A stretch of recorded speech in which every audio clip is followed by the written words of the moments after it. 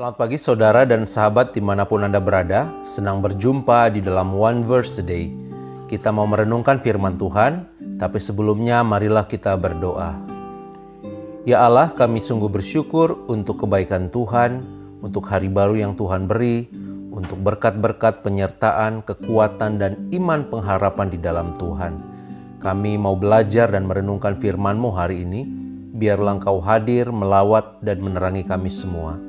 Terima kasih Bapa, di dalam Kristus kami berdoa. Amin.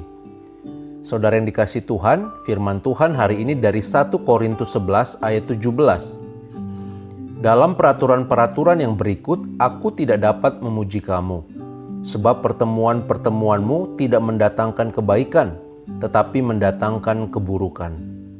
Saudara, ayat yang kita baca hari ini merupakan bagian dari surat Paulus kepada jemaat di Korintus. Paulus memberi nasihat mengenai bagaimana seharusnya orang-orang Korintus beribadat dan mengambil bagian dalam perjamuan Tuhan. Paulus mendengar bahwa di dalam perkumpulan yang mereka adakan, justru yang sering terjadi adalah perpecahan di kalangan jemaat. Berbagai masalah muncul sehingga menimbulkan perpecahan dalam jemaat Korintus saat mereka beribadat. Ini disebabkan karena kesalahpahaman tentang perjamuan Tuhan dan juga kekacauan di dalam penggunaan karunia-karunia roh. Beberapa dari orang-orang dalam jemaat Korintus memamerkan diri mereka, bahkan ketika mereka sedang berkumpul untuk berbagi roti dan anggur perjamuan Tuhan. Sejumlah anggota jemaat makan roti dan minum semua anggur tanpa menunggu anggota lainnya. Bahkan beberapa orang minum anggur terlalu banyak sehingga mereka mabuk. Ini menunjukkan bahwa mereka salah memahami perjamuan Tuhan. Saudara, dalam perjamuan terakhir, Yesus sesungguhnya memakai roti dan anggur untuk memperlihatkan bagaimana tubuhnya akan dibunuh dan darahnya dicurahkan sebagai kurban penebus dosa. Dengan saling berbagi dalam perjamuan Tuhan, para pengikut Yesus mengingat bahwa mereka dipersatukan oleh kematiannya sampai Yesus datang kembali. Oleh sebab itu, baik roti yang dipecah-pecahkan dan cawan anggur yang dibagi-bagikan, itu sebenarnya melambangkan persekutuan dengan Kristus. Bahwa setiap orang percaya adalah satu di dalam Tuhan. Jika diibaratkan sebagai tubuh, para pengikut Kristus adalah anggota tubuh dan Kristus adalah kepalanya. Dia yang mempersatukan. Setiap anggota harus terjalin satu di bawah koordinasi Kristus.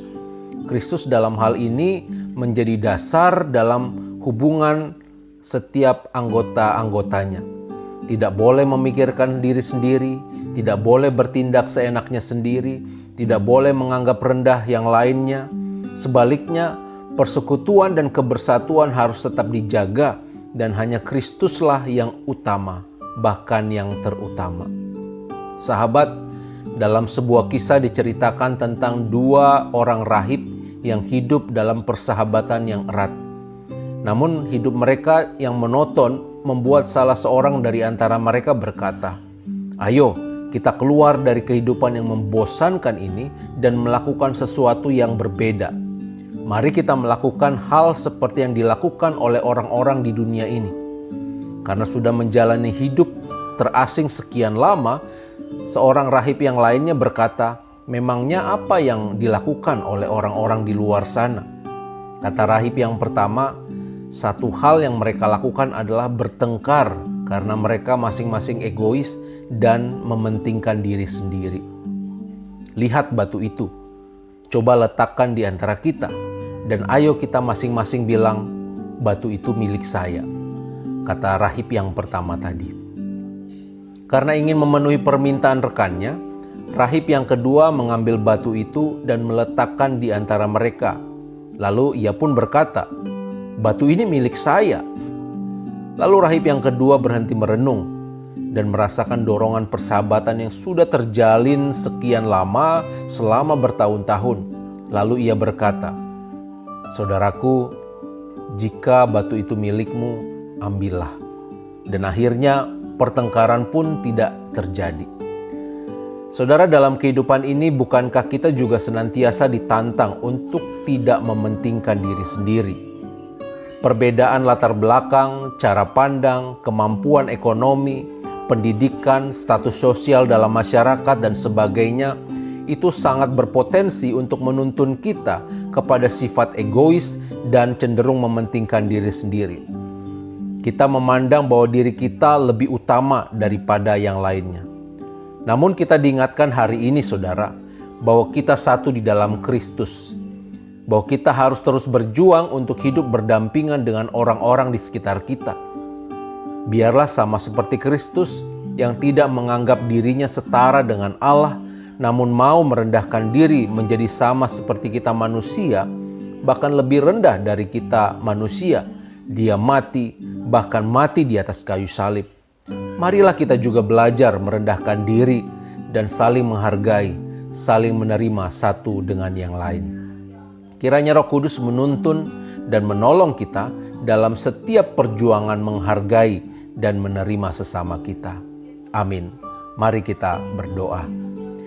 Ya Allah, kami sungguh bersyukur untuk firman Tuhan yang boleh kami dengar dan kami renungkan hari ini. Kami diingatkan untuk kami boleh menjaga kesatuan sebagai sebuah persekutuan, satu anggota di dalam Kristus. Biarlah Bapa, kami tetap menjaga iman kami dan menjadikan Engkau sebagai dasar dari kehidupan kami. Kami belajar daripada Kristus yang mau merendahkan dirinya, bahkan lebih rendah daripada manusia, untuk menerima kami semua umat yang berdosa ini. Biarlah kami juga boleh senantiasa menghargai dan menerima sesama kami. Terima kasih Bapa, di dalam Kristus kami berdoa. Amin. Tuhan memberkati kita semua, saudara.